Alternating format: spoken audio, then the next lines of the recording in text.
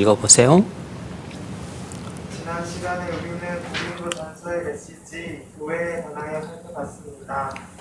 바울은 고린도 교회를 직접 세웠기 때문에 그 교회를 아주 잘 알고 있었습니다.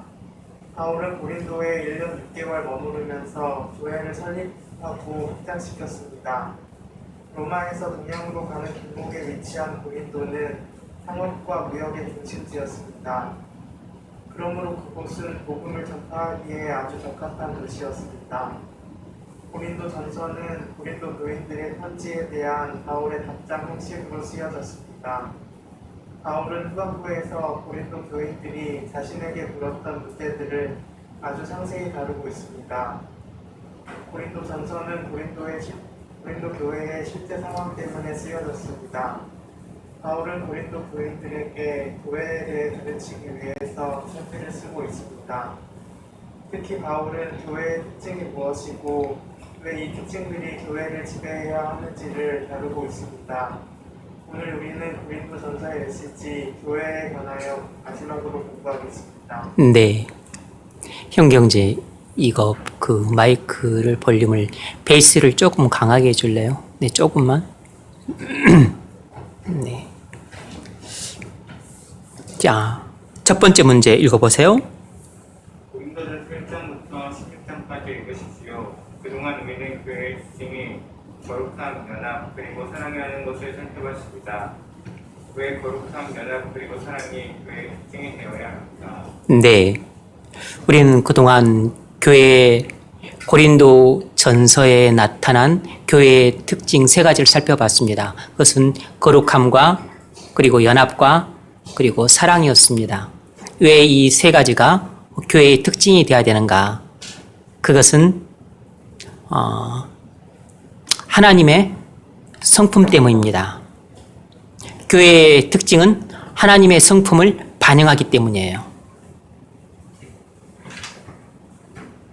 하나님의 성품은 거룩하시고 하나이시고 그리고 사랑이십니다. 그런데 그리스도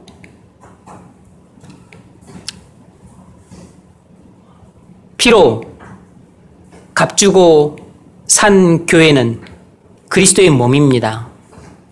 그래서 그리스도의 몸으로서의 교회는 당연히 하나님의 성품이 반영될 수밖에 없습니다.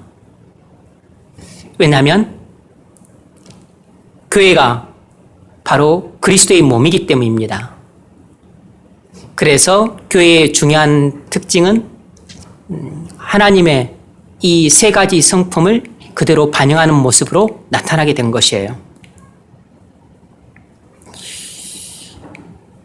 그래서 하나님은 거룩하시고 하나이시고 사랑이시기 때문에 우리도 거룩해야 되고 그리고 연합해야 되고 사랑해야 하는 것입니다. 자, 첫 번째로 하나님이 거룩하심으로 교회는 거룩해야 합니다. 이 거룩함이 교회의 첫 번째 특징이에요. 항상 교회의 첫 번째 특징은 거룩함으로 시작하는 것입니다. 그러면 이 교회의 거룩함이란 구체적으로 어떤 모습으로 나타나느냐? 그것은 두 가지 모습으로 나타나는데 교회는 세상과 분리되어야 한다는 것입니다. 1장 2절 읽어보세요. 고린도에 있는 하나님의 교회, 곧 그리스도 예수 안에서 거룩하여지고 성도라 부르심을 받은 자들과 또 각처에서 우리의 주, 곧 그들과 우리의 주 대신 예수 그리스도의 이름을 부르는 모든 자들에게. 네, 성도란 세상으로부터 구별된 자들을 뜻하는 거죠. 세상으로부터 부름받아서 하나님 나라로 들어온 백성을 성도라고 부르는 것이에요.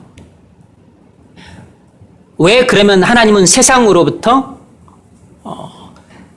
그리스도 안으로 성도를 부르죠? 세상은 하나님을 대적하는 반역도성이기 때문입니다. 그래서 교회는 반드시 이 하나님을 대적하는 반역도성인 세상과 분리돼야 되는 것이에요. 교회가 세상과 한통속이 되는 것은 이미 교회가 거룩성을 상실한 모습인 것입니다. 그래서 교회가 세속화되는 것이 그렇게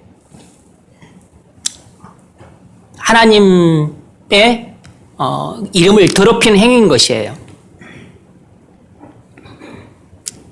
3장 16절 읽으세요. 너희는 너희가 하나님의 성전과 하나님의 성령이 너희 안에 계시는 것을 알지 못하느냐.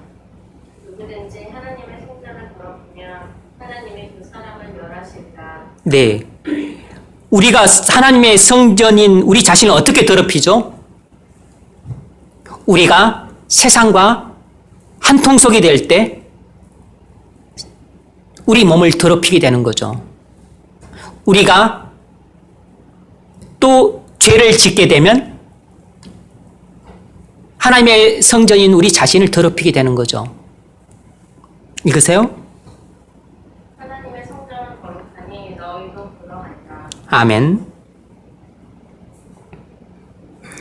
하나님의 성전이 거룩한 것처럼 하나님의 성전인 우리도 거룩하다는 것입니다.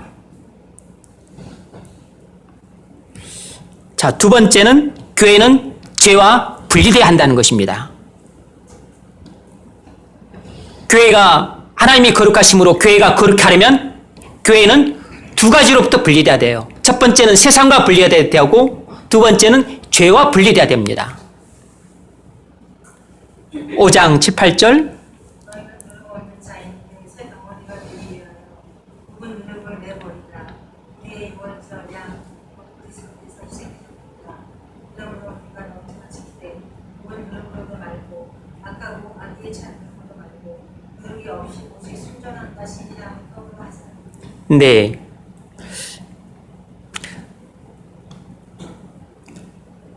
우리는 누룩 없는 떡처럼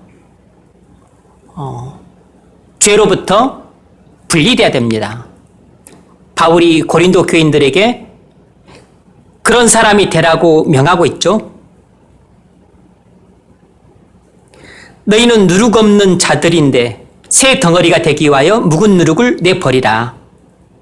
우리의 유월절 양 그리스도께서 희생되셨느니라. 유월절 어린 양이신 그리스도의 살과 피를 먹고 마심으로 우리가 죄사함을 받았습니다. 그래서 유월절은 누룩 없는 떡을 먹죠. 그것처럼 누룩이 죄를 상징하니까 그래서 누룩 없는 그 떡은 죄로부터 분리된 거룩한 성도를 가리키는 거죠. 우리가 명절을 지키되 어떻게 명절을 지켜야 되죠? 묵은 누룩으로도 말고 악하고 악의에 찬 누룩으로도 말고 누룩이 없는 오직 순전함과 진실함의 떡으로 하자.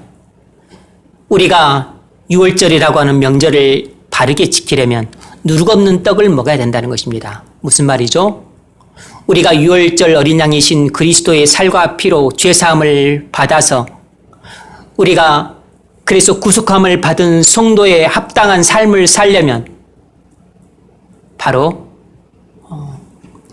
죄로부터 분리된 거룩한 삶을 살아야 한다는 것입니다.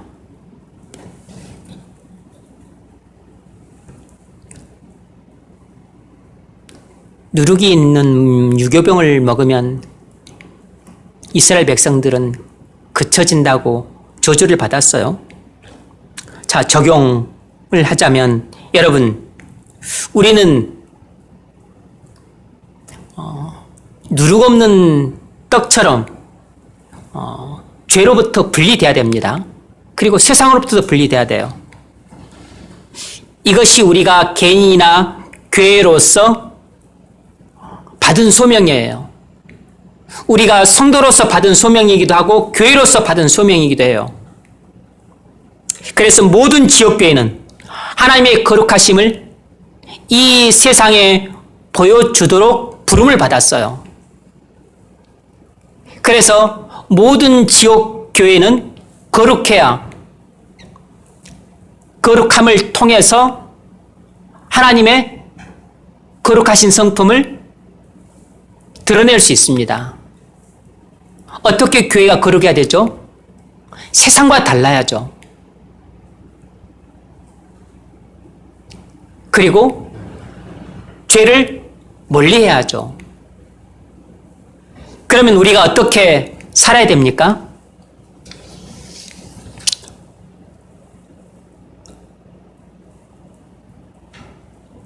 우리는 세상의 풍속과 유행을 따라서 살면 안 되는 것입니다. 우리가 성도 개인으로서도 세상의 그 풍속이나 유행을 따라서 살면 안 되는 것이에요.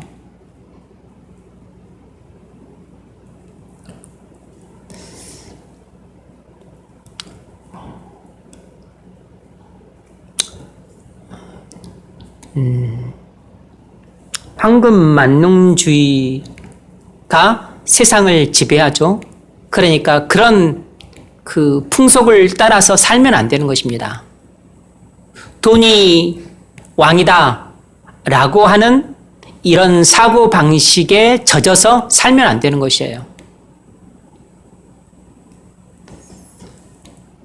그래서 요새는 뭐 주식 투자가 일반이고 뭐 또 부동산 또 투기 안 하면 뭐 시대에 뒤떨어진 것 같고 이런 것이 세상의 유행인데 이런 유행을 따라 살면 안 되는 것이라고.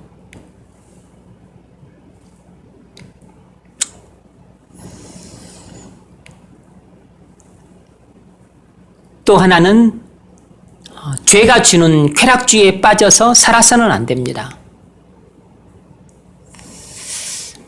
이것은 성도 개인으로서도 해야 될 일이지만 교회로서도 마찬가지예요. 교회는 특히 이 세상의 유혹을 받을 때가 많죠. 그래서 교회가 타락하면 세속화가 되는 것입니다. 그러니까 세상의 풍속과 유행을 받아들이는 것이에요.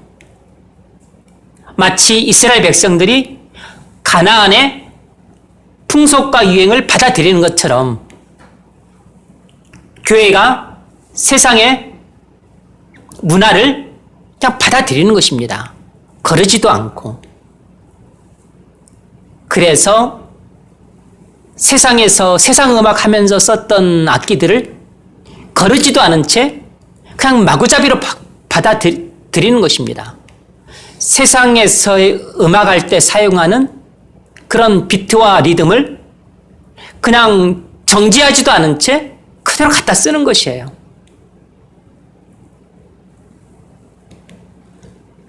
세상에서의 그림 그리니까 교회에서도 가져와서 아무 그림이나 그냥 그려 되는 것입니다. 예수님 얼굴이라고 그려놨는데 그게 예수님 얼굴인지 자기 아버지 얼굴인지 그걸 어찌 알아요? 그러면서 그런 것을 성화라고 그려내고 있는 것입니다. 그게 하나님이 명하신 우상숭배라는 사실을 모르는 무지의 소치기도 하지만 심지어는 총회 공과에서도 그런 그림들을 그려대요. 그것이 일단은 효과가 있고 반응이 좋고 뭐 큰 문제가 없어 보이긴 하지만은 그런 것들이 우상 숭배에 알게 모르게 보이는 눈에 보이지 않는 겨자씨와 같은 희씨가 될 수 있다는 사실을 알면은 조심해야죠.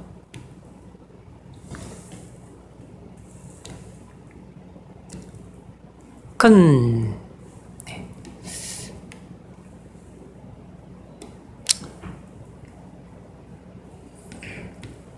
세상에서 우대받는 사람이 교회 안에서도 우대를 받아야 된다고 생각을 해요. 그런데 교회가 세상의 법도를 따라서 그렇게 세상에서 권력 있고 돈 있고 명예 있는 사람을 교회에서도 그렇게 또 인정을 해줘야 된다고 생각을 해요.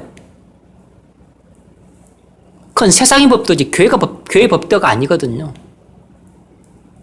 교회는 세상은 세상 나라고 교회는 하나님 나라니까 하나님 나라 법도에 맞게 행해야죠. 어떤 교회는 심지어 3스타가 되면 무조건 장로를 시켜준다고 하는 교회들이 있다고 해요.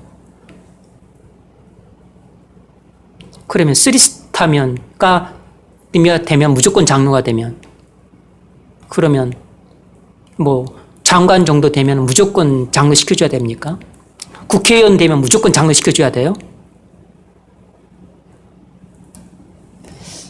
그러면 어느 정도 사장이 되면 다 장로 시켜줘야 되는 거죠? 대기업 사장 정도 되면 무조건 장로 시켜줘야 되는 건가요?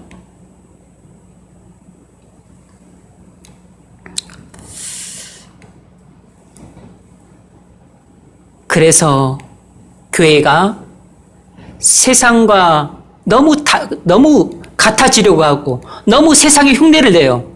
세상을 닮지 못해서 안달을 합니다. 그것이 하나님이 미워하시는 일이라는 것을 좀 잊어먹은 거죠. 세상은 하나님을 미워하는 반역도성이에요.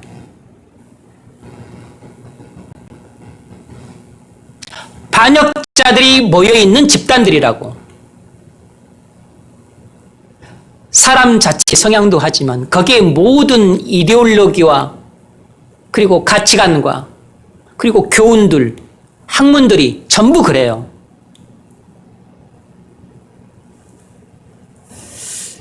그런데 교회가 왜 세상을 그렇게 닮아가려고 합니까? 반역자들을 왜 닮아가려고 하냐고. 왜 하나님의 자녀들이 하나님의 원수들을 닮아가려고 하냐고. 적용 질문 읽어보십시오. 여러분은 우리 교회가 거룩하다고 생각하십니까? 우리 교회는 어떤 부분이 부족합니까?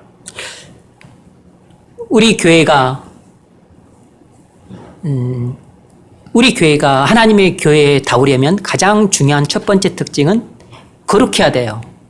근데 정말로 우리 교회가 거룩하냐가 중요한 거죠. 다른 교회들도 거룩해야 되겠지만, 다른 교회 말하기 전에 우리 교회도 코가 석자기 때문에 우리 교회가 거룩하냐, 그게 중요하죠.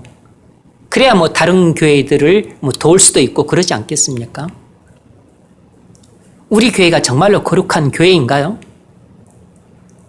거룩한 교회인가 아닌가를 알려면 어떻게 알 수 있죠? 우리 교회가 세상과 분리되어 있는가, 그걸 봐야죠. 무조건 세상과 완전히 담벼락을 쌓고 차단되어 있다 그래서 그것을 꼭 거룩하다고 볼 수는 없죠. 세상과 완전히 담벼락을 쌓고 지내라 그러진 않았으니까. 그러나 세상의 모든 가치관과 그리고 문화와 풍속과 유행과 그리고 사고방식, 이데올로기, 사상, 철학, 교훈, 이런 것들을 차단해야죠. 그리고 사실상 교회가 세상으로부터 배울 게 뭐가 있습니까? 하나님 나라가 뭐가 아쉬워서 그 대적하는 원수인 그들로부터 배워야 되죠? 우리는 하나님 한 분만으로 충분한 것입니다. 하나님 아버지의 지혜와 지식이 모자라서 세상으로부터 배워야 될 게 있습니까?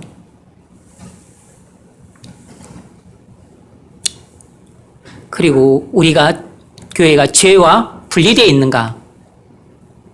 죄를 미워하고 죄로부터 점점 멀어지고 있고, 그리고 하나님 말씀을 정반대로 믿음으로 순종하고 있는가? 그렇다면 우리 교회가 거룩한 교회가 되어가고 있다고 말을 할 수 있죠.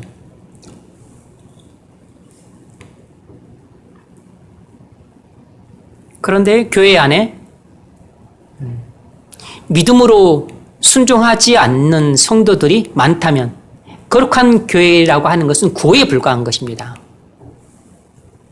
거듭나지 않은 성도들이 많아서 믿음으로 순종하기를 주저하고 그리고 믿음으로 순종하려고 하지 않고 믿음으로 순종하는 삶을 사는데 실패하고 있다면 거룩한 교회가 될 수가 없죠. 그래서 우리가 원한다고 해서 거룩한 교회가 다 되는 게 아니에요. 하나님의 은혜가 있어야 됩니다. 그리고 무엇보다 우리 안에 거룩해지려고 하는 열망이 있어야 돼요. 뜨거운 소망이 있어야 됩니다. 아직 내가 거룩하지 못하다 할지라도 그래서 가슴이 너무 아프고 쓰라린데 하지만 여러분 안에 그런 거룩해지고자 하는 뜨거운 열망이 있다고 한다면 그런 사람은 일단 소망이 있는 거죠. 그런데 그딴 소망도 없이 그냥 그저 그렇게 하루하루 재미나 찾아서 쾌락이나 찾아서 그렇게 살아가고 있다면 그건 소망 없이 유리방황하고 있는 그런 처량한 신세인 거죠. 성도에게 있어서도 제일 첫 번째 문제가 되는 것은 거룩함이에요. 그런데 교회에 있어서 첫 번째 문제가 되는 것도 거룩함인 것입니다. 왜냐하면 거룩함이 모든 신앙의 첫 출발이기 때문에 그래요.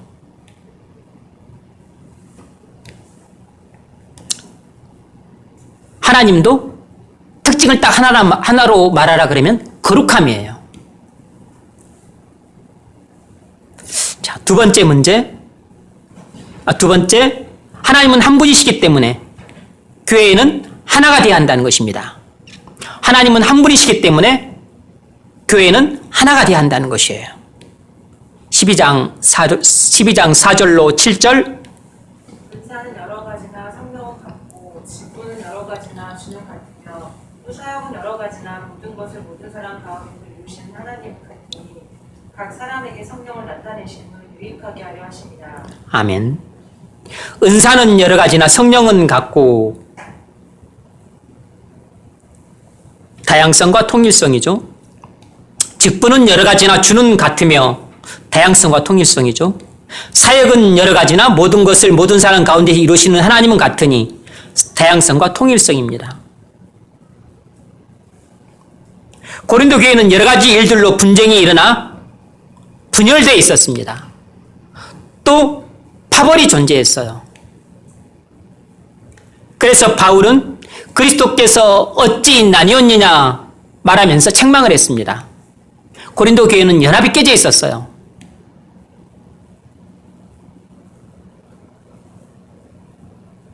연합이 깨져 있다는 것은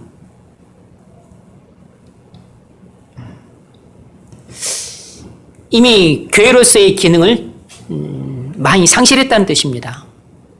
연합이 깨져 있다는 것은 많은 것들을 보여주는 증거들입니다. 첫 번째, 교회가 거룩하지 않다는 뜻이고 또 뒤에 나오겠지만 교회에 사랑이 없다는 뜻이에요.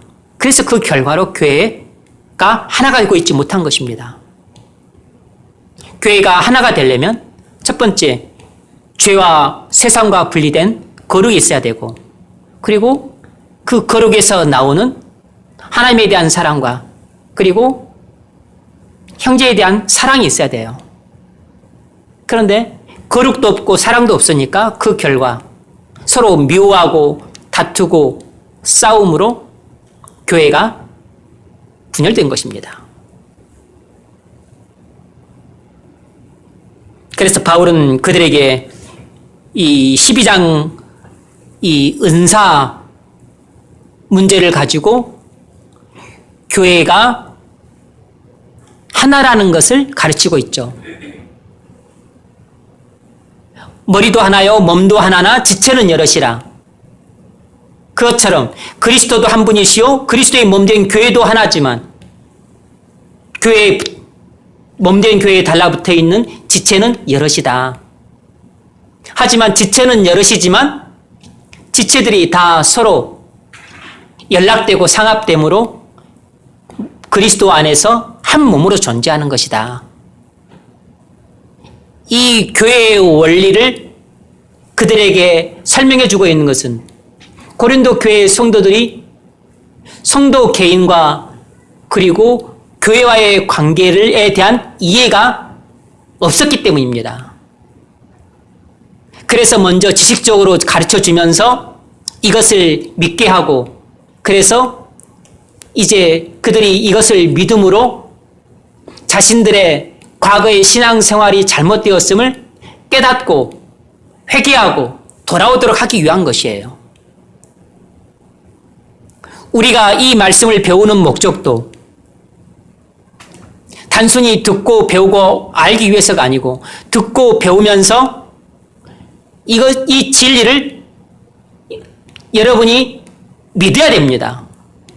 이 진리를 여러분이 믿지 않으면 아무런 도움이 안 될 뿐만 아니라 오히려 이 진리가 나중에 여러분을 정죄하게 돼요. 분명히 듣고 배웠음에도 불구하고 왜 내가 믿지 않고 순종하지 않았느냐고.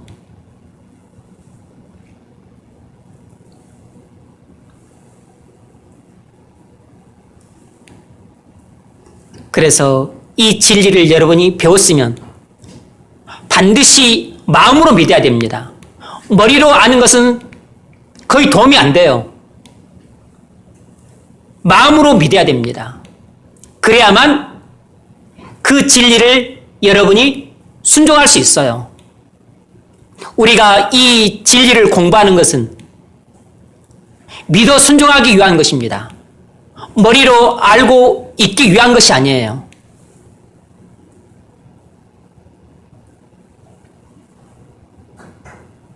교회 연합을 깨뜨려서 교회를 나눠지게 하는 행위는 큰 죄입니다.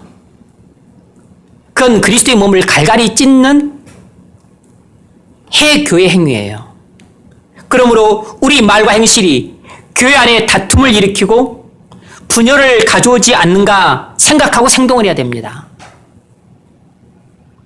사려 깊게 언행신사를 갖지 않으면 나도 모르게 교회의 하나됨을 깨뜨리게 돼요. 누가 교회에 다툼과 분열을 가져오고 싶은 사람이 어디 있겠어요? 평상시 부주의하게 언행심사를 하거나 자기 유익만을 구하려고 하거나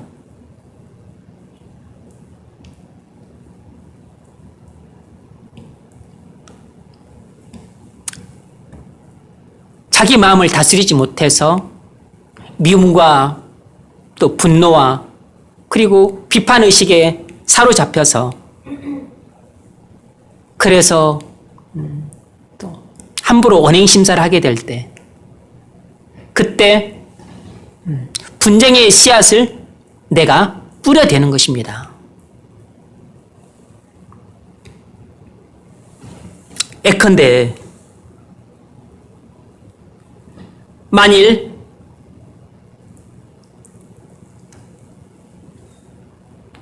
여러분이 누군가를 질투하거나 시기해서 시험 들게 하여 넘어지게 함으로 교회의 문제를 야기시킨다면 그것은 한 사람만 실족하게 하는 게 아니에요. 한 사람만 실족하게 해도 그것은 여러분이 연자맷돌을 목에 메고 물에 빠져 죽는 것이 나을 정도로 예수님이 저주를 경고하신 잘못을 범한 것입니다. 그런데 한 지체를 실족게 하는 행위로 끝나는 게 아니고 그 질투와 시기심으로 인해서 시험 들게 하고 상처 주고 또 넘어지게 하고 그래서 또 다툼과 분열로 나가게 된다면 여러분은 교회의 연합을 깨트리는 큰 죄를 범하게 되는 것입니다. 그것은 여러분이 처음에는 의도하지 않았어도 그리스도의 몸을 찢어버리는 그런 끔찍한 죄를 범하게 되는 것입니다. 그러면 머리 대신 그리스도께서 그런 죄를 범하는 여러분을 기뻐하지 않으실 겁니다. 넘어서서 반드시 자기 몸을 찢어버린 그 죄인을 심판하실 것이에요.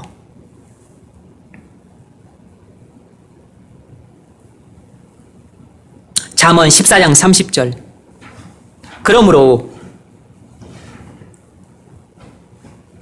여러분, 그 좀 이따 말하고 교회 연합을 깨뜨려서 분열하는 죄를 범하지 마십시오. 다른 지체를 겉으로 사랑하는 체 하면서 속으로 시기하지 마세요. 잠언 14장 30절은 이렇게 말합니다. 시기는 뼈를 썩게 하느니라.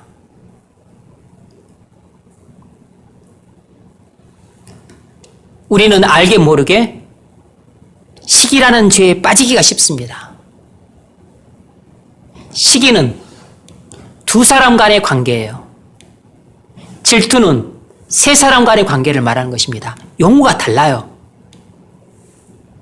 어떤 한 사람을 두고 두 사람끼리 뭔가 반목과 갈등이 있다면 그건 질투예요. 그러나 단순히 어떤 사람이 잘 되고 또 좋은 일이 생기고 그런 것에 대해서 고깝게 생각하는 것이 시기인 것이에요.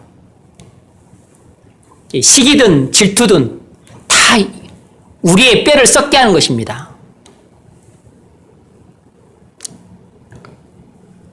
교회 안에서 서로 미워해서 다투고 마음이 나뉘어지므로 교회의 분열을 가져오는 죄를 범하지 마십시오. 미워하는 죄, 다투는 죄. 그래서 교회의 냉랭한 분위기를 조성하는 죄. 뭔가 교회를 대단히 불편하게 만들고 그 얼음 냉장고처럼 그렇게 썰렁하고 냉랭하게 만드는 죄를 어찌 적다 하겠어요.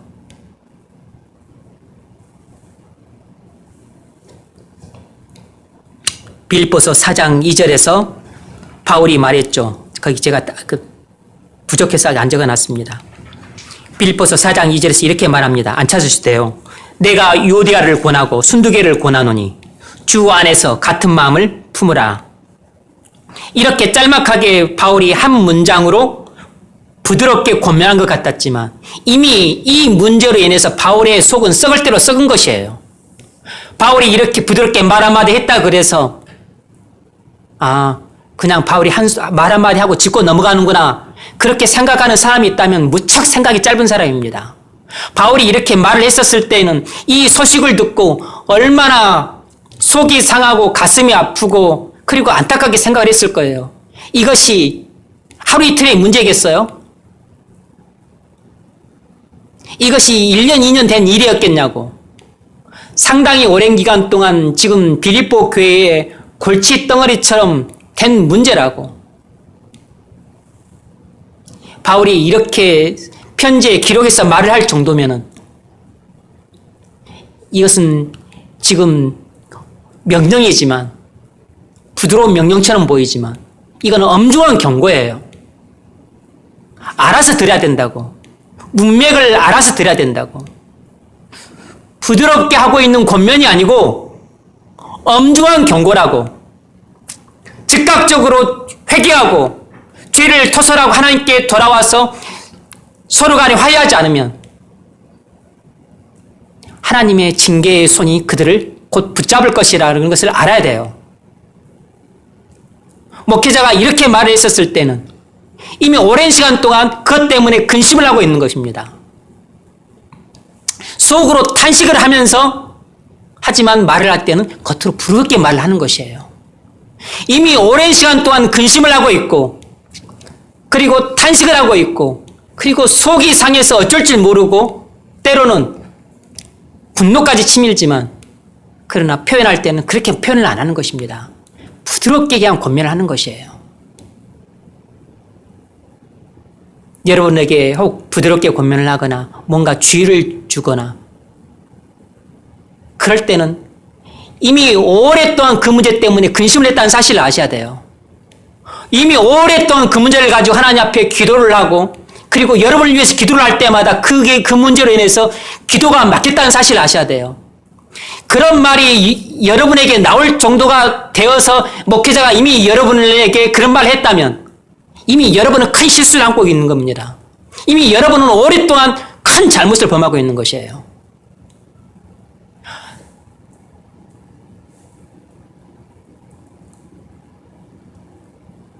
하나님의 하늘의 문이 지금 여러분에게 막히기 일보 직전인 것이라고. 여러분에게 이 말을 했다고 하는 것은 단순한 권면이 아니고 주의도 아니에요. 마지막 경고라고 보셔야 됩니다. 마지막 경고.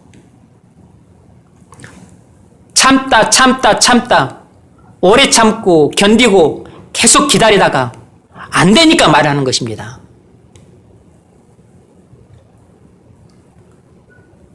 목회자의 마음을 알려면 속 뚜껑을 열고 보셔야 돼요. 그냥 한번 스쳐 지나는 생각을 말하는 게 아닙니다. 여러분들이 서너 번 잘못하고 뭔가를 이렇게 할 때 그때 말을 하는 게 아니에요.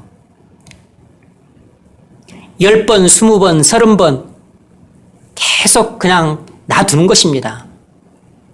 왜냐하면 말을 하면 서로 불편해지니까.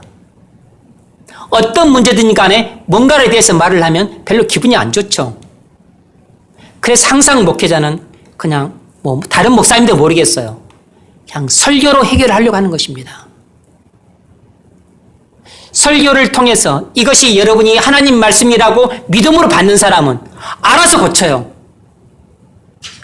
믿음으로 받으니까 이것이 하나님께서 내게 말씀하시는 음성이구나 하고서 자기 죄를 딱 보게 되니까 안 고칠 수가 없는 거잖아요. 그래서 그냥 회개하고 고치는 것입니다. 이것이 하나님의 방법이라고. 하나님의 방법이 교인들 한 사람 한 사람 찾아놓고 매번 상담하고 매번 지도하고 매번 또 권면하고 매번 책망하고 또 날이면 날마다 신방하고 그렇게 목회를 어떻게 합니까? 설교를 하는 거지. 그리고 부족하거나 꼭 필요하다면 그 다음에 개인 면담이나 신방을 하는 거죠.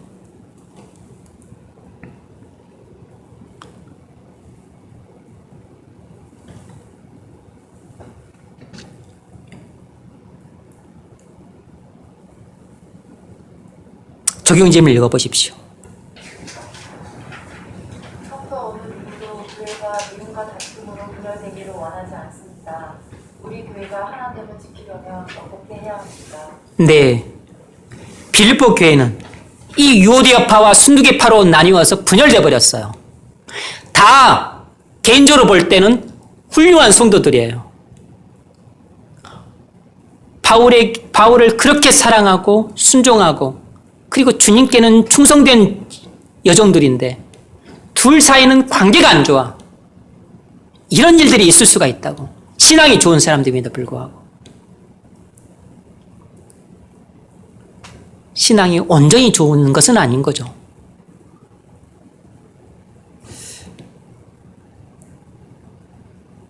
이들도 교회가 분열되기를 원하지 않을 거예요. 우리 교회가 하나가 되려면 어떻게 해야 되죠? 교회를 하나 되게 하는 것은 성령의 사역이에요. 성령께서 우리에게 역사하셔서 우리를 그리스도께 접붙이시면 우리는 그리스도 안에서 연합되는 것입니다. 우리는 성령이 하나 되게 하신 것을 힘써 지킬 뿐이에요. 어떻게 해야 우리가 성령이 하나 되게 하시는 교회를 힘써 지킬 수가 있냐고. 그것은 사실상 알고 보면 쉬운 방법은 아니에요. 어려운 것입니다. 그러니까 교회 하나됨을 지키기가 어려운 것이에요. 그러나 간단한 요지를 말하자면 사랑 안에서 용납할 때만 교회 하나됨을 지킬 수 있어요. 사랑 안에서 받아주지 않으면 교회는 다툼과 분쟁의 연속입니다.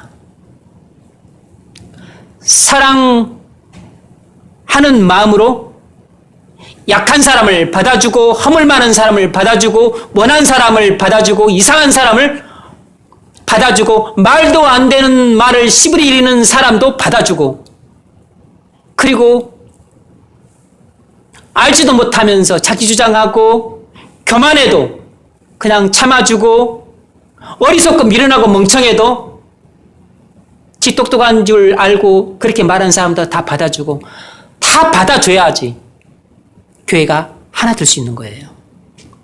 받아주지 않으면 하나가 절대 안 되는 겁니다. 교회에 항상 겸손한 사람만 있습니까? 겸손한 사람은 하나고 교만한 사람이 9이에요. 교회에 사랑 많은 사람만 있습니까? 사랑 없는 사람이 7, 8은 되고 사랑 있는 사람은 하나밖에 안 돼요. 나머지는 그냥 그저 그렇고. 교회에 지혜로운 사람이 많을까요? 어리석은 사람이 많을까요? 그럼 물어보나 마나예요. 지혜로운 사람이 많으면 문제도 안 돼요. 어리석고 미련한 사람이 가득하고 지혜로운 사람이 적으니까 교회에 문제가 많이 발생하는 거고, 그나마 이 지혜로운 사람들이 어리석은 사람들이 지 똑똑하다고 생각하고 말하는 것들을 그냥 내버려 두고 잘 받아주고 일들을 지혜롭게 처리하니까 그나마 교회가 돌아가는 것이에요. 마음이 넓은 사람이 많을까요? 좁은 사람이 많을까요? 다 밴댕이 소갈딱지처럼 다 속이 좁지 넓은 사람이 어디 있습니까? 바다처럼 마음이 넓고 깊은 사람이 100이 하나 있을까? 1000이 한둘이 서너도 있을까? 하지만 이 사람들이 다 문제를 받아주고 수용해주고 그냥 안아주고 품어주고, 그러니까 이 어리석고 못나고 교만하고 그리고 지 잘난 줄 알고 그런 사람들이 다 그냥 이 넓은 바닷가 같은 데서 물장구 치고 노는 거죠. 다 신앙이 깊은 사람들이 다 받아주고 있는 것입니다. 몇몇 사람들이. 그런 줄은 아세요. 에베소서 4장 1, 2, 3절이 에베소서 4장 1, 2, 3절이 이 문제에 대한 해답이에요. 읽어보세요. 그러므로 주 안에서 갇힌 내가 너희를 권하노니 너희가 부르심을 받은 일에 합당하게 행하여 모든 겸손과 온유로 하고 오래 참음으로 사랑 가운데서 서로 용납하고 평안에 매는 줄로 성령이 하나 되게 하신 것을 힘써 지키라. 아멘. 그러므로 결론이죠. 내가 지금 감옥에 갇혀서 너희를 권하는데 너희가 부르심에 받은 일에 합당하게 행하라. 어떻게 행하죠? 모든 성도가 행해야 될 일이 뭐냐고. 첫 번째는 겸손해야 돼요. 근데 문제는 겸손한 사람이 어디 있냐고. 여러분, 교만은 어리석음과 친구고 겸손은 지혜와 친구예요. 근데 대부분이 교만하기 때문에 교만한 사람들은 지 잘난 줄 알고 자기 생각을 주장하고 자기 말을 계속 되뇌어요. 어리석은 자는 절구에 넣고 공회로 찌울지라도 그 미련함이 벗겨지지 않는다 그랬어요. 교만한 사람은 절대 본인 스스로 교만을 깨뜨릴 수가 없고, 그리고 항상 어리석음을 엉덩이에 달고 다녀요. 본인이 어리석음을 깔고 앉아있는 줄을 몰라요. 모든 겸손과, 이미 어떤 사람이 겸손하다면 그 사람은 지혜로운 사람인 것입니다. 온유하다면 그 사람은 정말로 지혜로운 사람인 것이에요. 오래 참는다면 그 사람이 정말 지혜로운 사람이라고. 사랑 가운데서 서로 용납하고, 이것이 핵심입니다. 사랑 가운데서 그 못난 것을 받아주고 말도 안 되는 생각들도 다 품어주고 어리석은 것도 받아주고 불신앙 같은 것도 받아주고 그리고 기다려주고 오래 참아주는 것입니다. 그것이 교회를 평안하게 하는 길이에요.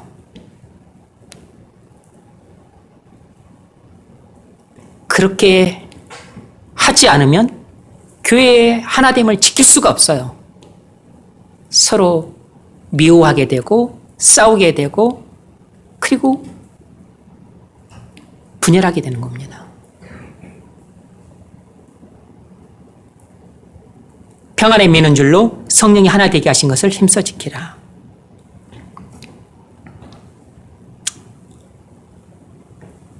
우리 교회가 하나, 적다고 하나가 되는 게 아닙니다. 교인 수가 적다고 해서 하나가 되는 게 아니에요. 여러분, 우리는 뭐 친구가 한 뭐 4명만 모여도 뭐 또 서로 나뉘잖아요. 응?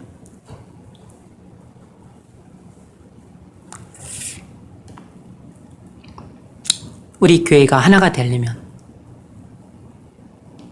겸손하고 온유한 성품을 가진 사람들이 사랑 안에서 그 연약한 사람, 교회는 다니지만 불신앙적인 사람, 그리고 잘못된 확신을 가진 사람, 자기 생각이 틀렸지만 맞다고 생각하는 사람, 말도 안 되는 말을 씹으려는 사람, 다 받아줘야 되는 것입니다. 근데 사랑이 없으면 받아주질 않아요. 사랑이 있어야만 받아주는 겁니다. 그래서 사랑으로만 교회가 하나 될 수 있는 겁니다. 고린도 교회가 왜 실패했을까? 사랑이었기 때문에 실패를 한 거죠.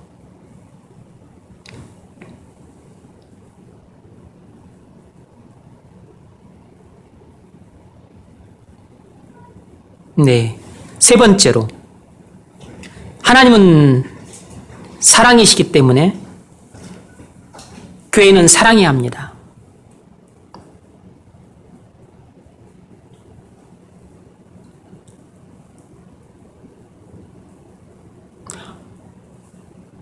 하나님은 사랑이시기 때문에 교회는 사랑해야 돼요. 그래서 여러분, 아까 했던 말을 마무리를 못 지었네. 우리 교회가 하나됨을 지키려면 작다고 해서 지킬 수 있는 게 아니고 사랑으로 용납할 수 있어야 됩니다. 그래서 사랑하는 마음이 차고 넘쳐 흐르는 성도들이 많아야, 우리가 다 부족하고 못나고 모난 부분들이 있기 때문에 그것을 피차간에 다 받아줘야 돼.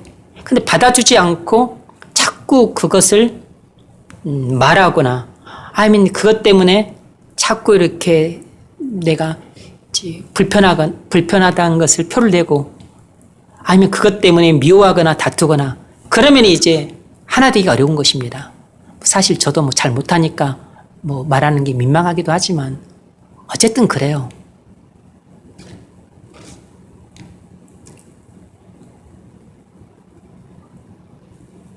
사랑하는 마음이 있어야 받아줍니다. 우리는 우연히 같은 애들 같으면 우연히가 뭘 한다고 해서 막 시험대로 실족하거나 그러진 않죠.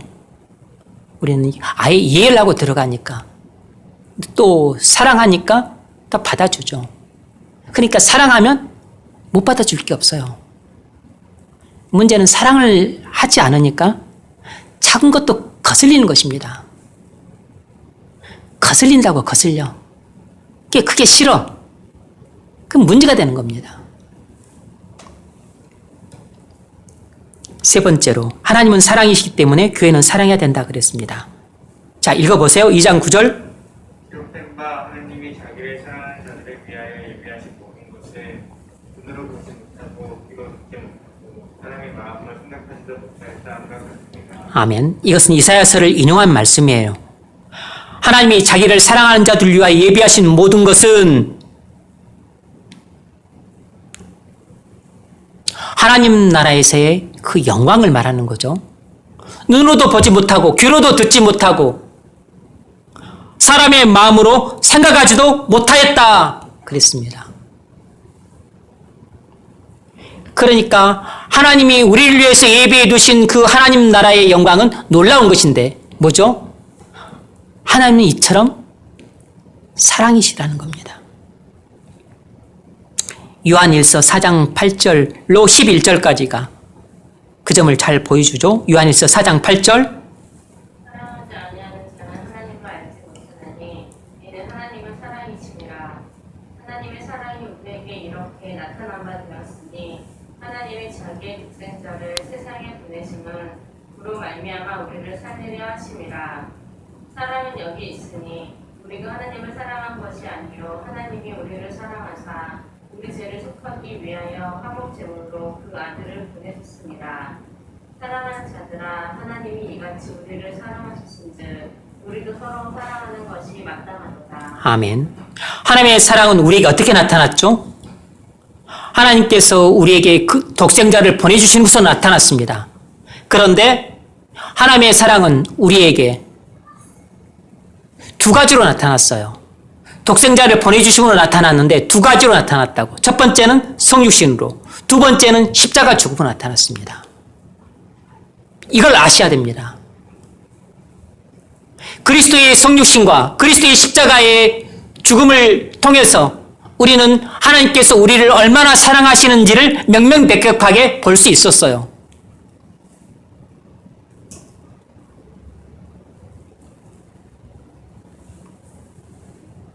하나님이 이같이 우리를 사랑하셨은즉 우리도 서로 사랑하는 것이 마땅하도다.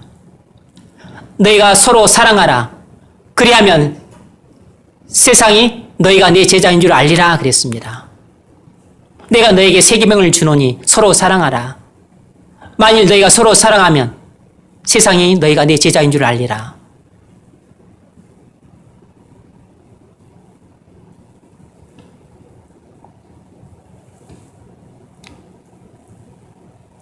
이 생각을 해봤습니다. 주님은 우리를 위해서 성육신하셨고 십자가에서 죽으셨는데 이 성육신과 십자가의 죽음을 통해 우리를 구속하신 주님이 우리에게 가장 원하시는 게 뭘까?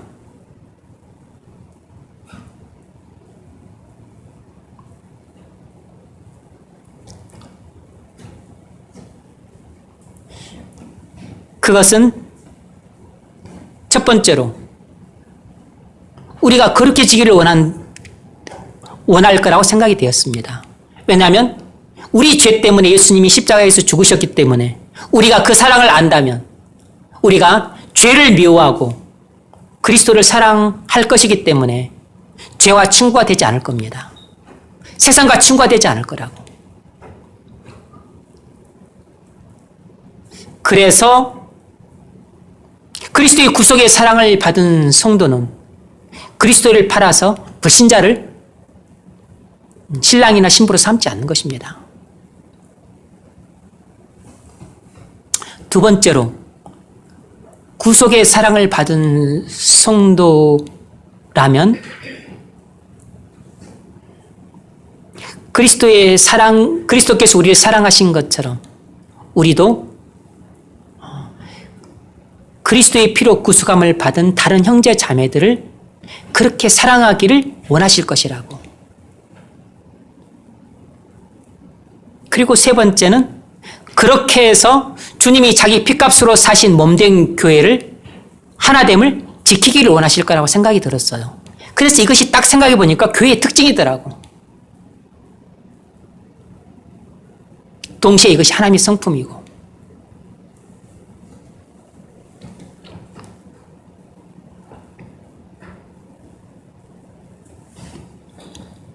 읽어보세요. 8장 11절.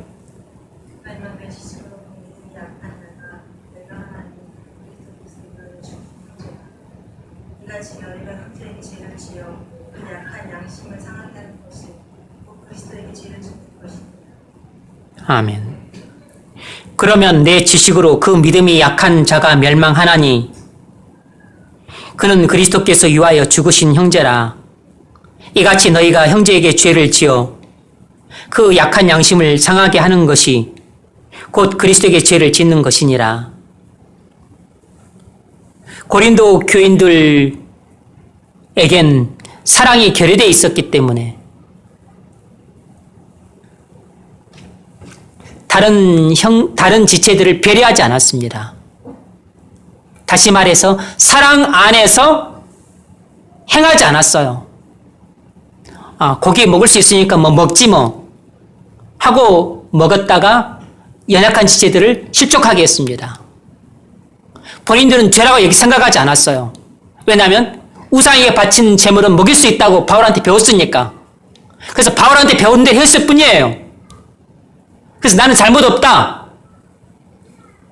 먹을 수 없다고 생각한 저 사람들이 잘못이지. 저들이 잘못 알고서 그리고서 자들이 스스로 실족했는데 그걸 왜 나한테 잘못했다 그러냐. 뭐 그렇게 생각을 한 것입니다. 근데 바울은 아니라는 것이에요. 저들이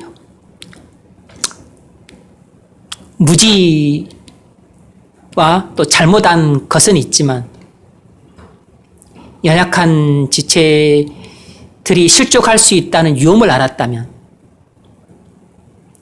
먹을 수 있는 권리를 가졌어도 연약한 지체가 넘어지는 것을 방지하기 위해서 너희는 먹지 말았어야 했다. 이렇게 말하고 있는 것입니다. 이 속에 정말 기독교의 심오한 진리가 담겨 있다니까.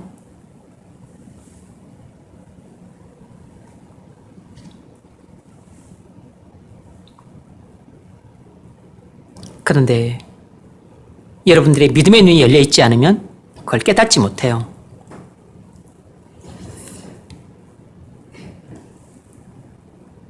그래서 고린도 교회는 여러 가지 일들로 시험 들고 실족하는 사람들이 많았습니다.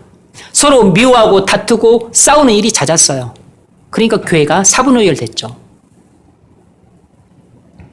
여러분, 우리 마음 중심에 하나님에 대한 뜨거운 사랑이 불타올라야 됩니다. 그러면 아마 우리가 이 세상에 살 때 거의 대부분의 문제는 다 해결이 돼요.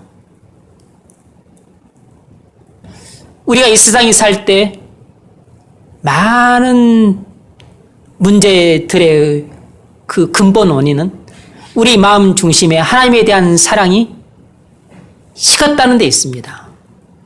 그러면 그리스도의 피로 같이 값주고 산 형제 자매에 대한 사랑도 거의 식게 돼요.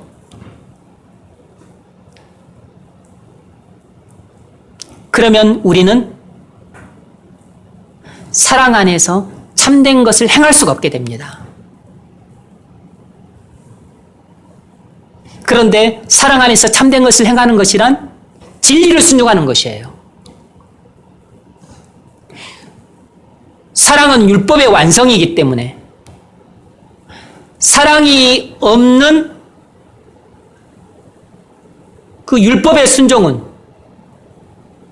사실상 불순종인 것입니다. 왜냐하면 그건 문자적인 순종에 지나지 않기 때문에. 그래서 반드시 사랑 안에서 참된 것을 행해야 이것이 진리에 순종하는 것이에요. 이것만이 하나님을 기쁘시게 할 수 있는 것입니다.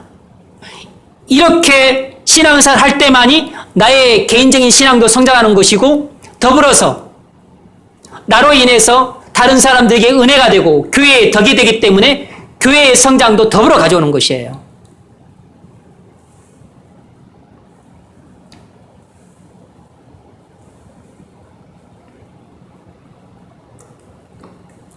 그래서 우리 중심에 하나님에 대한 불타는 뜨거운 사랑이 있어야 형제에 대한 사랑도 있고 그리고 이웃에 대한 사랑도 있게 됩니다. 그러면 서로 상처 주고 시험 들게 하는 일이 줄어들게 됩니다. 우리 마음에 다른 사람에 대한 사랑이 없을 때는 사사건건 시비가 붙어요. 그래서 교회 연합이 깨졌는데 우리 마음에 다른 지체에 대한 사랑이 있게 되면 상대를 대하는 자세가 달라집니다. 문제를 바라보는 시각도 달라지게 돼요. 아무 문제가 안 됩니다. 예전에 와보니까 토요일에 와보니까 에어컨은 켜졌고 그리고 뭐지? 이거 리모컨은 어디 처박혀 있고 또 문은 열려져 있고 뭘 헝클어져 있고 난리야. 딱 보면서 왜 청소를 이렇게 했지? 생각하다가 대충 보니까 우연히가 어지러우는 상황이라는 게 딱 짐작이 되더라고.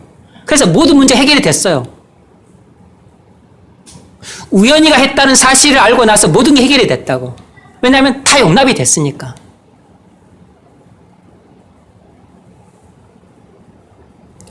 사람을 사랑하면 모든 게 다 해결이 돼요.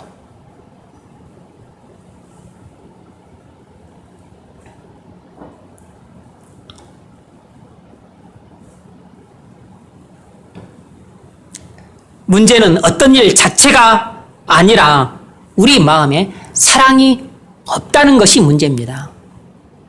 그 사랑이 있어야 형제에 대한 사랑도 있게 됩니다. 어떤 지체가 믿음이 약하든 무지하든 일을 잘 못해서 교회에 어려움을 가져오든 아니면 심지어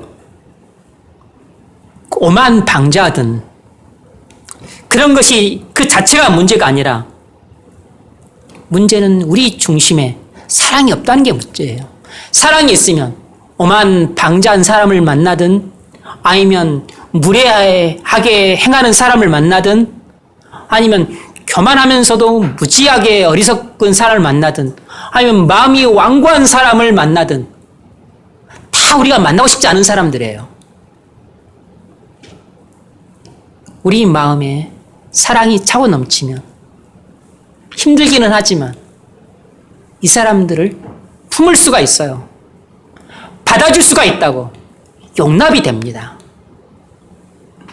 그러니까 우리가 어떤 상대를 볼 때 우연히를 바라보는 눈을 가지고 바라본다면 다 문제가 해결이 돼요. 해결이 된다고, 해결이. 문제는 우연처럼 안 보이니까 그게 문제야. 저렇게 나이를 먹었는데, 저렇게 배웠는데, 저렇게 살았을 텐데, 뭘 배웠나? 왜 저러나? 그렇게 생각이 되니까 힘들어지는 겁니다.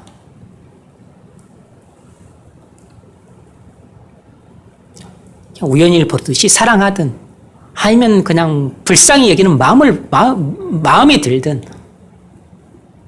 아니면 모든 것을 다 녹여버릴 정도로 용광로처럼 뜨겁게 타오르는 사랑의 도가니가 되든 그래 문제가 안 돼요. 왜냐하면 다 용해를 시켜버리니까.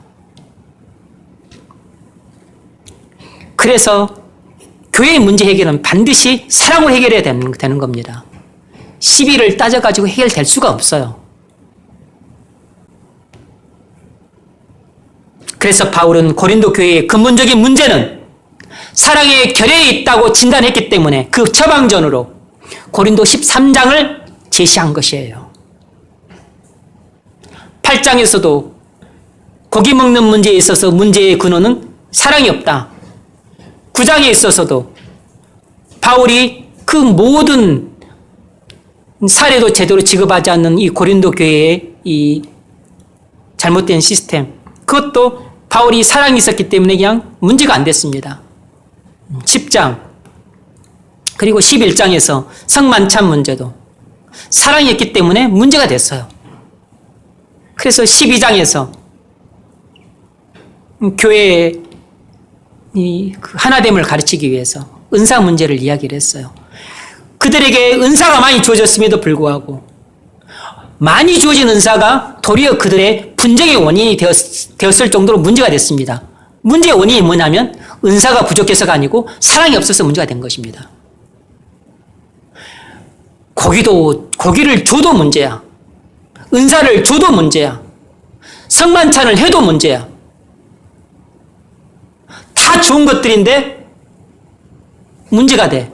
사랑이 없으면 돈을 줘도 문제고 차를 줘도 문제고 배우자를 줘도 문제고 직분을 줘도 문제예요. 사랑이 없으면 이걸 운용을 못해, 운용을. 그래서 니들 문제의 근본적인 원인은 은사가 없거나 고기가 없거나 성만찬을 안 해서가 아니고 니들 문제의 근본적인 원인은 바로 사랑이 결여되어 있다는 데 있다라고 진단을 하고서 그 처방전으로 13장을 딱 준 것입니다. 1절로 7절 읽어보세요. 내가 사람의 방언과 천사의 말을 할지라도 사랑이 없으면 소리나는 귀와 울리는 꽹과리가 되고 내가 예언하는 능력이 있어 모든 기회와 모든 지식을 알고 또 산을 옮길 만한 모든 믿음이 있을지라도 사랑이 없으면 내가 아무것도 아니요. 내가 내게 있는 모든 것으로 구제하고 또 내 몸을 그 사람에게 내줄지라도 사랑이 없으면 내게 아무 유익이 없느니라. 사랑은 오래 참고 네. 이 1절로 3절은 사랑의 절대 우유성을 보여주는 말씀이라 그랬죠. 사랑은 어떤 은사, 어떤 덕보다도 절대적인 우위에 있다 그랬습니다. 뿐만 아니라 사랑의 절대적인 필요성을 보여주는 말씀입니다. 다른 아무리 좋은 은사들을 만 가지를 가지고 있어도 만일 우리가 사랑이 없다면 절대로 그 만 가지 은사가 내게 아무런 도움이 안 되는 것이에요. 만 가지 덕이 교회에 아무런 도움을 못 주는 겁니다. 사랑이 없으면.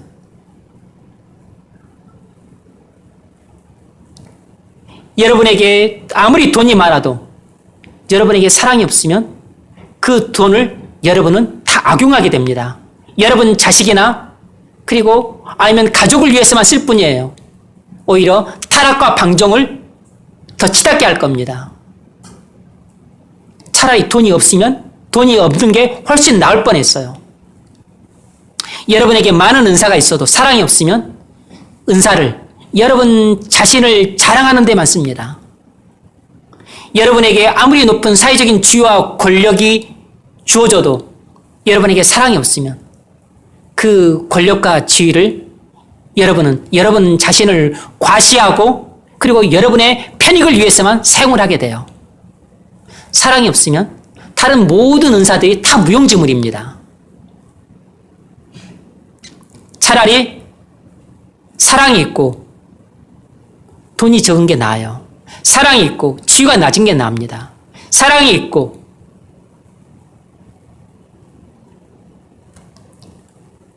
은사가 하나밖에 없는 게 오히려 나아요. 하나밖에 없는 은사라도 사랑이 많으면 은사를 다른 사람을 유익하게 하는데 다 씁니다. 돈을 교회에 덕을 세운 데 써요. 여러분들의 지위와 권력을 낮아도 그것을 약하고 힘없고 소외된 사람들을 위해서 여러분들의 지위와 권력을 써요.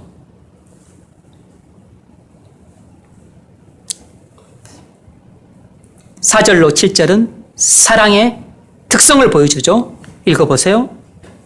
사랑은 오래 참고 사랑은 온유하며 시기하지 아니하며 사랑은 자랑하지 아니하며 교만하지 아니하며 오래 행하지 아니하며 자기의 유익을 구하지 아니하며 성내지 아니하며 악한 것을 생각하지 아니하며 도리를 기뻐하지 아니하며 진리와 함께 기뻐하고 모든 것을 참으며 모든 것을 믿으며 모든 것을 바라며 모든 것을 경외하며. 아멘.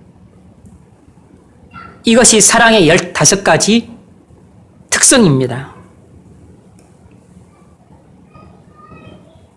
오래 참고, 온유하고, 시기하지 않고, 자랑하지 않고, 교만하지 않고, 무례 행치 않고, 자기 유익을 구하지 않고, 성내지 않고, 악한 것을 생각지 않고, 불의를 기뻐하지 않고, 진리와 함께 기뻐하고, 모든 것을 참고, 모든 것을 믿고, 모든 것을 바라고, 모든 것을 견디는 것입니다. 그리고 13절에 말하기를 그 중에 제일은 사랑이라 그랬어요. 여러분, 형제를 사랑 없이 대하는 것은 예수님을 사랑 없이 대하는 것과 똑같은 것입니다.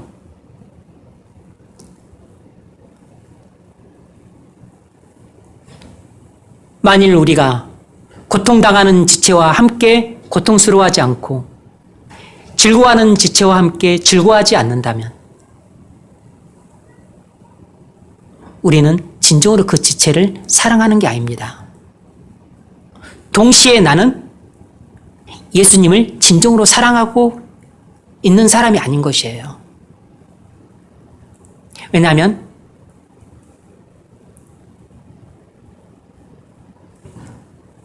고통스러워하는 지체를 보고 고통스러워하고 기뻐하는 지체를 보고 기뻐하는 것이 지체의식이기 때문에 저와 나는 그리스도의 몸에 같은 지체라 그래서 저가 건강할 때 나도 건강해질 수 있고, 저가 약해지면 나도 약해지고, 저가 병들면 나도 힘을 잃게 되고, 저가 시들시들 죽게 되면 나도 힘을 잃고 머지않아 어려움을 겪게 된다. 이런 의식을 갖고 있는 게 지체의식이기 때문에 이런 지체의식을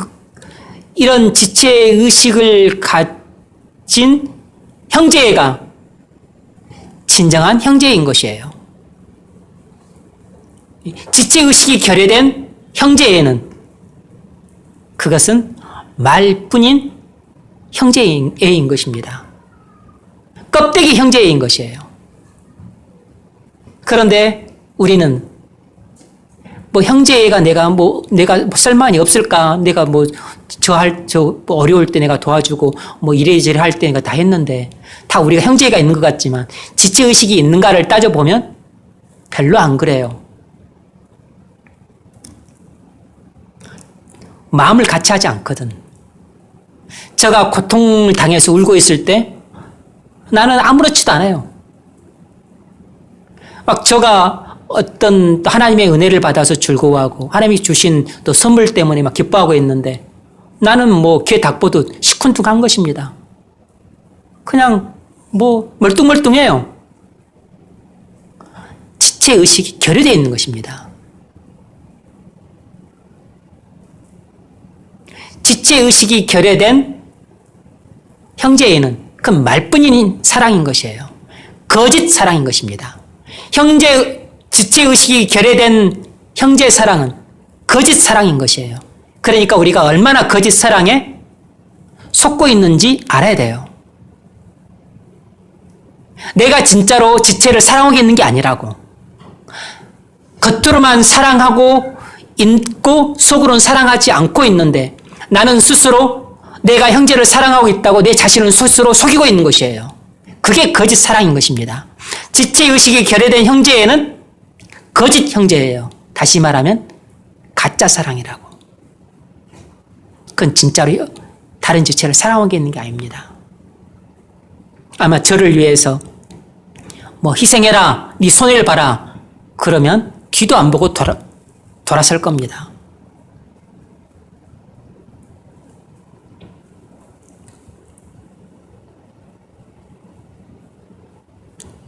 우리가 예수님을 정말로 사랑한다면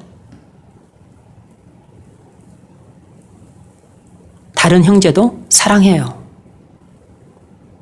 그래서 예수 그리스도에 대한 나의 진정한 사랑의 시금석은 내가 바로 그의 몸된 지체인 다른 성도를 사랑하는 것으로 나타나게 되어 있습니다. 예수님에 대한 나의 사랑은 지체에 대한 나의 사랑으로 나타나는 것이에요. 지체를 사랑하면 나는 예수님을 사랑하는 게 보나마나 틀림없는 것입니다.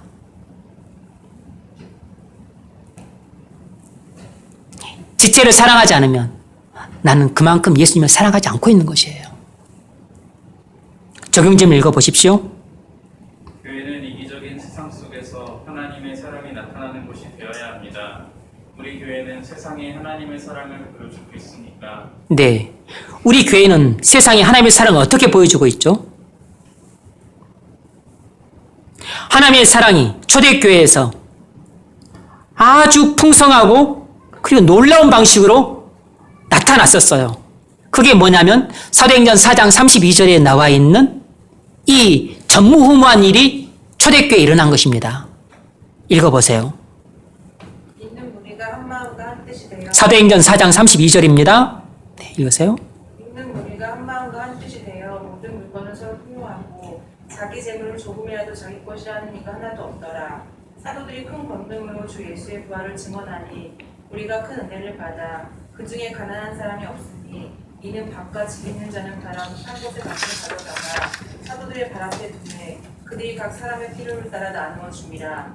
도브로에서 난 레위족 사람이 있으니 이름은 요셉이라 사도들을 이끌어 바나바라 번역하며 위로에 앉으려 하니 그가 같이 있음에 팔아 그 값을 가지고 사도들의 발 앞에 두니라. 아멘. 믿는 무리라 함은 이미 벌써 믿고 순종하는 무리이기 때문에 교회의 특징인 거룩함이 나타나고 있어요. 한 마음과 한 뜻이 되어 라는 말은 교회가 연합되어 있다는 거죠. 그러니까 교회의 중요한 특징인 거룩이 나타나고 연합이 나타났어요. 그리고 당연히 거기에 사랑이라고 하는 특징도 나타나 있습니다. 모든 물건을 서로 통용하고 자기 재물을 조금이라도 자기 것이라 하는 이가 하나도 없더라. 형제애가 넘쳐나는 것입니다. 하나님에 대한 사랑과 함께 그리고 지체에 대한 사랑이 차고 넘쳐 흐르는 모습이 자신의 모든 재물을 다 교회에 갖다 바쳐서 그래서 부자든 가난한 자든 전부 많으면 많은 대로 적으면 적은 대로 갖다 바쳐서 자신들의 필요대로 갖다 쓸 수 있도록 일을 한 것이에요. 이것은 부자를 위해서 한 것일까요? 가난한 자를 위해서 한 것일까요? 당연히 가난한 성도를 위해서 한 것이에요. 뭐죠? 다른 성도에 대한 사랑이 있었던 겁니다. 지체 의식이 겸비된 진정한 형제의 사랑을 갖고 있었던 것이에요. 그러니까 유무상통이 가능했던 거죠.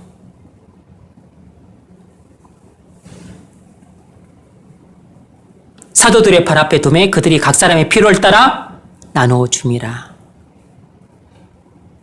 바나바가 어떻게 했죠? 밭이 있음에 밭을 팔아 그 값을 사도들의 발 앞에 두니라. 교인들 마음속에 하나님의 사랑이 차고 넘치는 모습이 그리고 다른 성도들을 사랑하는 그 풍성한 사랑의 모습이 하나님에 대한 사랑과 성도들에 대한 사랑이 차고 넘치는 모습이 풍성하고도 적나라하게 드러나 있어요. 초대교회가 이런 교회였던 겁니다. 교회의 가장 중요한 특징인 거룩함과 그리고 연합과 그리고 사랑이 가장 풍성하게 나타났던 교회가 초대교회예요.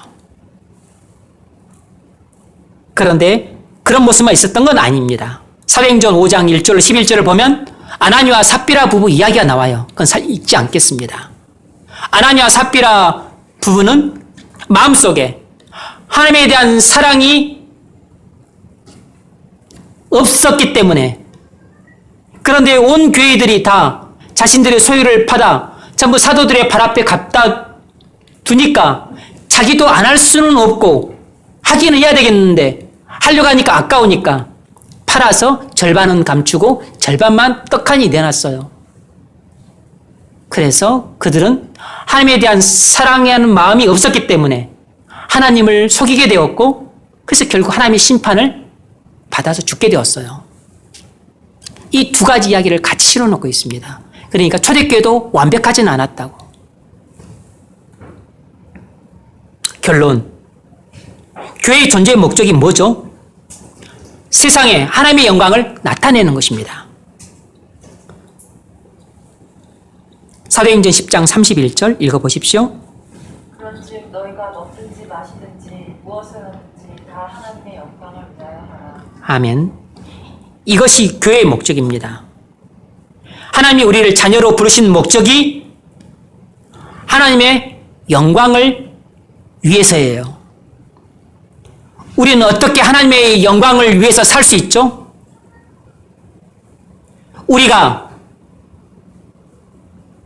개인이든 교회로서든 하나님의 성품을 드러냄으로써 하나님의 영광을 세상에 나타낼 수 있습니다. 하나님의 성품을 우리가 드러낼 때 하나님께서는 영광을 받으시는 것이에요. 어떤 성품이죠? 거룩, 그리고 연합, 하나됨, 그리고 사랑. 만일 우리 교회가 여러분 상황을 이해한다는 명목으로 여러분의 죄를 용납하고 눈 감아준다면 그건 잠시 여러분의 마음을 얻을 수는 있어도 거룩한 교회는 아닙니다. 결국 여러분은 하나님의 징계를 받게 될 것이고 교회는 책임을 방기했기 때문에 거룩을 상실해서 하나님의 임재를 잃게 될 겁니다. 그러니까 둘 다 손해예요. 성도 개인은 개인대로 징계를 받게 되고 교회는 교회대로 하나님의 임재를 상실하게 됩니다. 그래서 교회의 참된 거룩함은 반드시 징계를 포함하고 있어요. 교회의 참된 거룩함은 성도 개인의 징계를 포함하고 있는 것입니다. 징계 없는 교회의 거룩함은 없어요.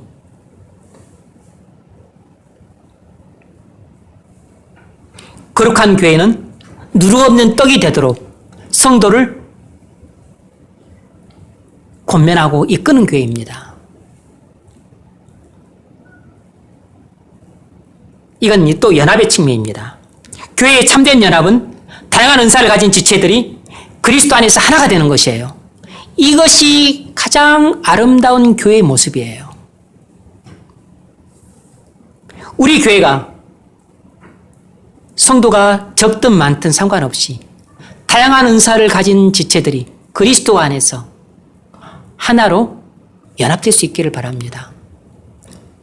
이것은 머리 대신 그리스도의 그 주의를 따라 그의 몸된 교회에 달라붙은 지체들이 다 각기 다른 악기로 연주할 때 하모니를 이룸으로써 하나가 되는 것이에요. 반드시 머리 대신 그리스도의 주의를 따라야 되는 겁니다. 그래야만 바이올린, 또 호른, 플룻, 북, 이 모든 것들이 다 하모니를 이룰 수 있어요.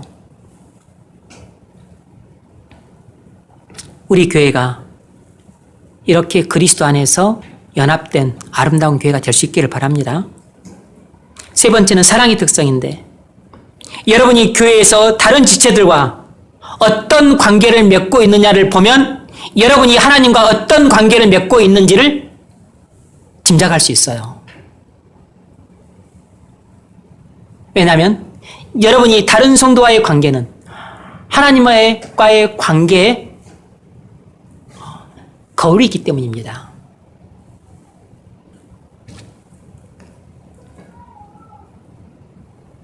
사랑은 율법의 완성이에요.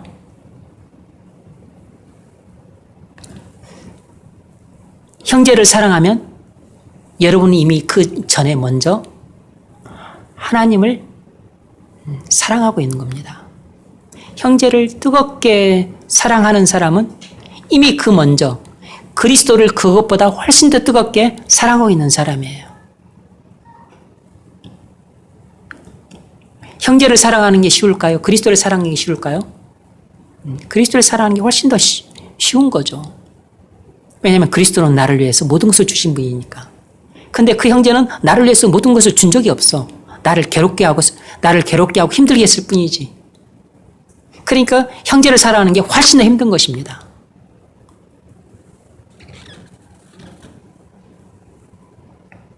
사랑 안에서 참된 것을 생각하십시오. 이것이 진리에 순종하는 것입니다. 이 진리를 순종할 때만 우리는 하나님을 기쁘시게 할 수 있어요. 그 외에는 다른 방법이 없습니다. 하나님을 기쁘시게 할 수 있는 다른 방법이 없어요. 단순히 여러분이 헌금을 한다고 해서 하나님을 기쁘시게 하는 게 아닙니다. 봉사를 한다고 해서 하는 게 아니에요.